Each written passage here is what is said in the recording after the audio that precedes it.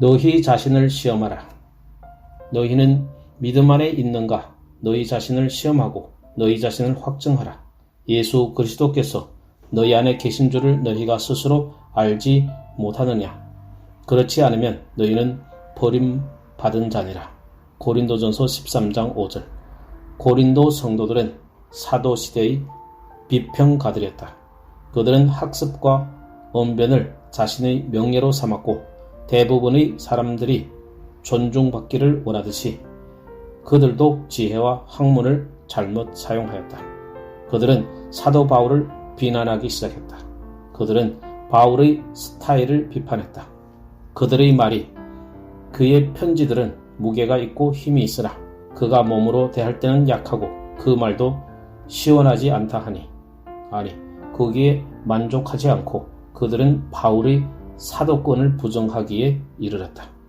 사도 바울은 일생에 한 번 어쩔 수 없이 자랑할 수 있도록 어리석은 자가 되어야 했다. 내가 어리석은 자가 되었으나 너희가 억지로 시킨 것이니 나는 너희에게 칭찬을 받아 마땅하도다. 내가 아무것도 아니나 지극히 크다는 사도들보다 조금도 부족하지 아니하니라. 고린도후서 12장 11절. 사도 바울은 그들에게 두 차례 서신을 보냈다. 두 서신은 바울은 자신을 변호하는 동시에 그들을 책망하지 않을 수 없었다.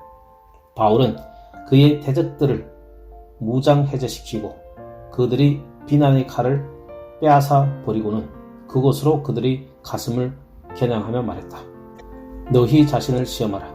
너희는 나의 교훈을 논박했으니 너희가 믿음 안에 있는지 시험하라. 너희가 나로 하여금 나의 사도권을 입증하게 했으니 너희 자신을 확증하라. 고린도후서 13장 5절. 잠시 나를 향해 잘못 행사했던 그 힘을 너희 자신의 인격에 쏟아라. 자, 나의 사랑하는 친구요. 고린도 성도들의 문제는 이 시대의 문제이기도 하다. 여러분 중에 누구도 예배당을 나오면서 자기 이웃에게 오늘 설교는 어땠습니까? 아침 설교에 대해 어떻게 생각하십니까? 라고 말하지 않게 하라.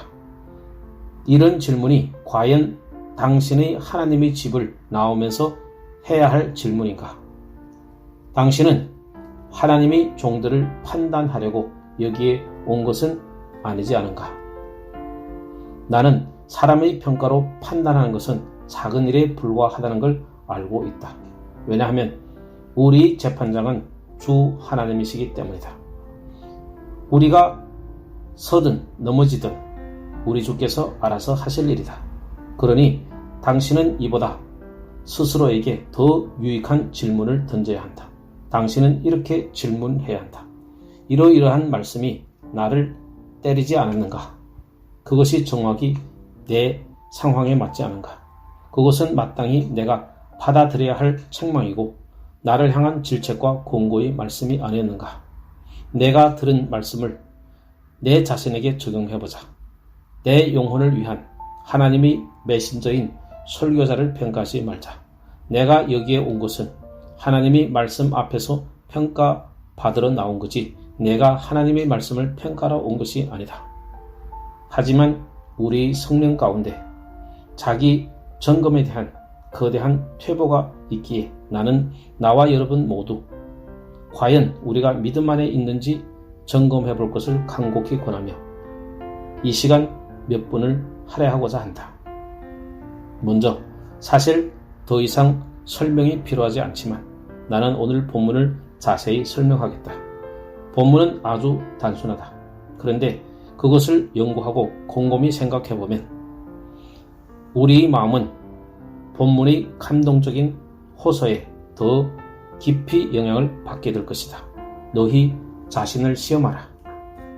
누가 그 말을 이해하지 못하겠는가?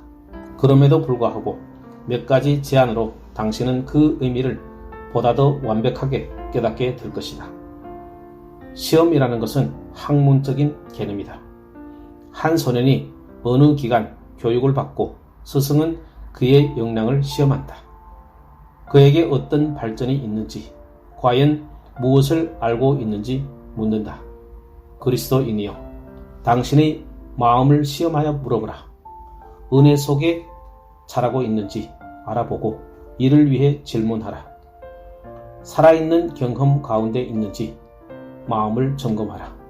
성령의 가르침을 따라 무엇을 알고 무엇을 모르는지 엄밀히 검사를 통해 당신의 마음을 점검하라. 그것은 또한 군사적인 개념이다. 너희 자신을 시험하라. 또는 자신을 새롭게 하라. 당신의 행동의 우선순위와 그 기록을 살펴보고 당신의 모든 동기들을 점검하라. 마치 군대의 대장이 그의 부하를 멀리서 보고는 만족하지 않고 그들의 장비들을 살피듯이 당신은 자신을 잘 살펴보라. 세심한 주의를 기울여 스스로를 시험하라. 그것은 또한 법적인 개념이다. 너희 자신을 시험하라. 당신은 변호사가 증인석에 있는 증인을 조사하거나 반대 신문을 하는 것을 본 적이 있을 것이다. 자, 명심하라. 결코 당신의 마음보다 덜 신뢰할 만하고 더 속이는 범죄자는 없다. 자신의 영달을 목적으로 하는 정직하지 못한 사람을 신문할 때 당신은 그를 함정에 빠뜨리거나 거짓을 찾아내려고 할 것이다. 당신의 마음에 대해서도 그렇게 하라. 앞으로, 뒤로 질문하고 이렇게 저렇게 질문하라. 만일 빠져나갈 구멍이 생기고 자기 기만으로 위장한다면 분명히 말하는데 당신의 부패한 마음은 그것을 충분히 이용하려고 할 것이다. 그것은 또한 여행자의 개념이다. 원문을 보면 너 자신을 살펴보라 라는 의미를 지니고 있다. 여행가로서 만일 그가 어떤 나라에 관한 책을 써야 한다면 경계만 도는 것으로 만족하지 않고 말하자면 단부터 부엘세바까지 그 나라를 관통할 것이다. 그는 언덕 꼭대기에 올라가 햇빛 속에서 그의 이마를 닦는다. 그는 깊은 계곡으로 내려가 우뚝 솟은 정상 사이로 가느다란 조각 같은 파란 하늘을 본다. 만약 그가 샘의 발원지까지 찾지 못한다면 넓은 강을 바라보는 것으로는 만족하지 않을 것이다. 그는 지표면에 있는 생산물들을 보는 것으로 만족하지 않고 땅 밑에 깔려있는 광물들을 찾아내야 한다. 이제 당신의 마음에 대해서도 동일하게 적용하라. 너희 자신을 시험하라. 처음부터 끝까지 자신을 살펴보라. 당신의 공개적인 인격의 산 위에 올라설 뿐만 아니라 당신의 개인의 삶의 깊은 계곡까지 내려가라. 당신의 외적인 행동의 넓은 강 위를 항해하는 것으로 만족하지 말고 자신의 숨겨진 동기를 발견하기까지 좁은 실개천을 따라 올라가라. 토양의 산물인 당신의 행위만 보지 말고 마음속으로 파고들어 그 근본 원리를 살펴보라. 너희 자신을 시험하라.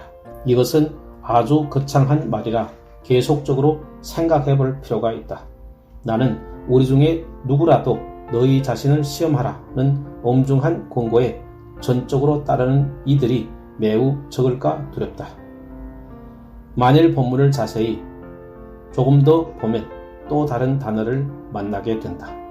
너희 자신을 확증하라. 그것은 자기 시험보다 더 많은 것을 의미한다. 내가 그 둘의 차이를 설명하겠다. 한 사람이 말 한 마리를 사려고 한다.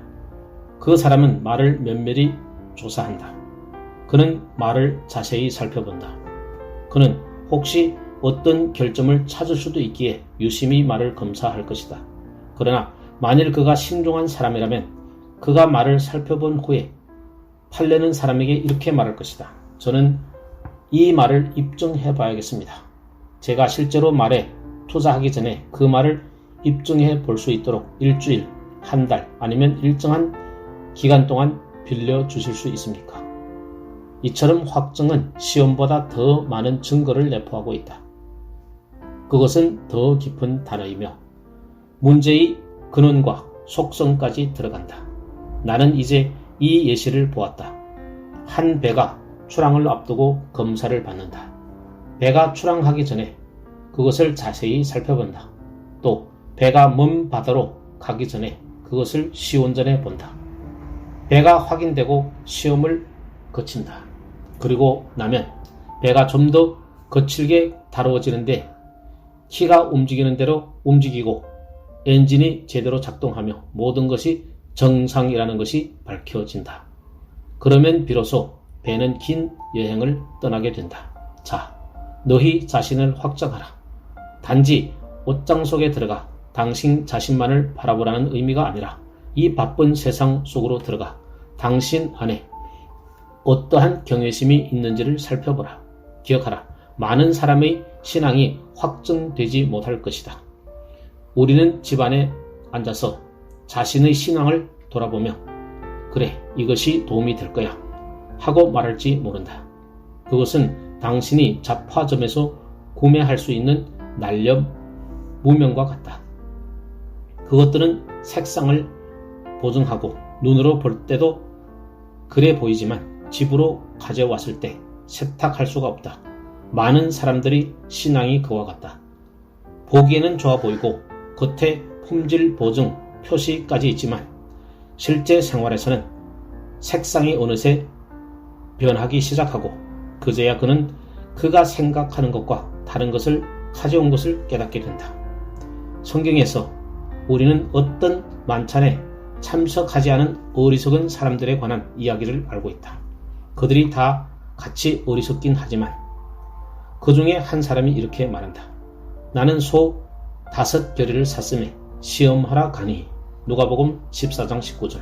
즉 그에게는 최소한의 자기 소를 시험할 만한 세속적인 지혜는 지니고 있었다. 마찬가지로 당신 자신을 확증하라. 의무의 고랑에서 쟁기질을 해보라. 당신이 과연 복음의 섬김의 굴레에 익숙해질 수 있는지 살펴보라. 당신의 역량을 시험하는 것을 조금도 부끄러워하지 말라. 심판대 앞에서 거짓말쟁이로 드러나지 않도록, 그래서 결국 버림받은 자로 입증되지 않도록 일상의 용광로에서 자신을 시험하라.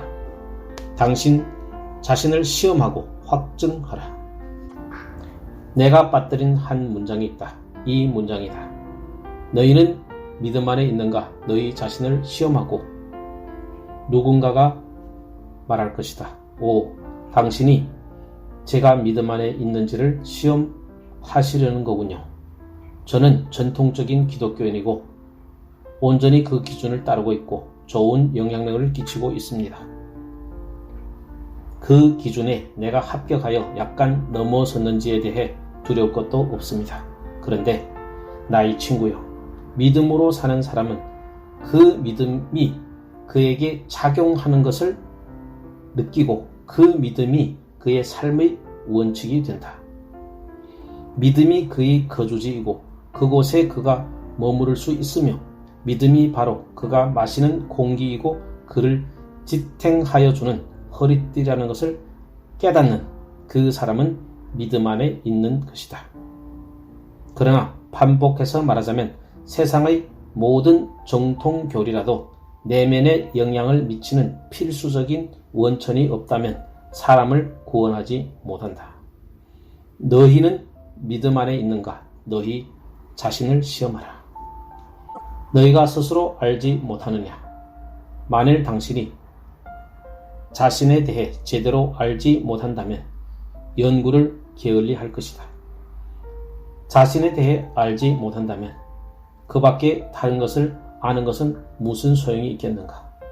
집안에 가장 소중한 보화가 있는데 당신은 밖을 찾아 헤매고 다녔다.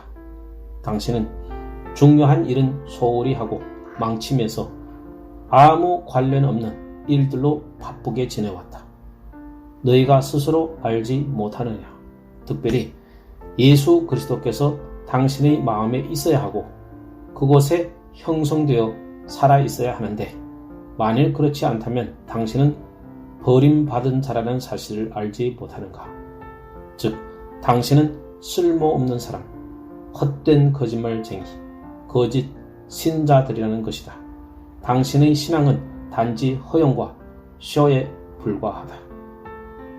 사람들이 그들을 내버린 은이라 부르게 될 것은 여호와께서 그들을 버렸습니다. 예레미야서 6장 30절. 자, 무엇이 당신 안에 예수 그리스도를 모실 수 있게 할까?